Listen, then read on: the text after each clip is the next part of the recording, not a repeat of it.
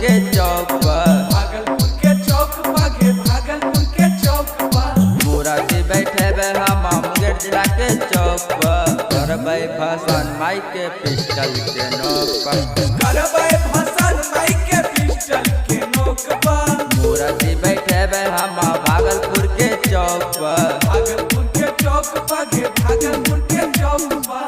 करबै भाषण माई के पिस्टल के नोक पर, करबै भाषण माई के पिस्टल के नोक पर। डीजे विकास मटियार कला सीतामढ़ी।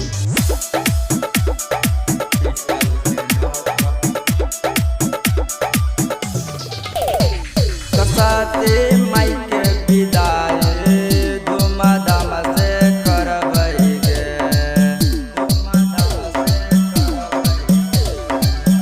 अबरे होतै जे धमाका नाच कूद के करबै गे।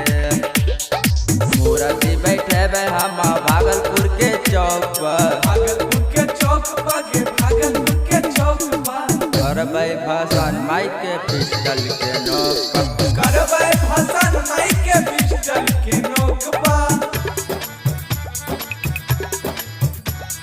डीजे विकास मटियार कला सीतामढ़ी।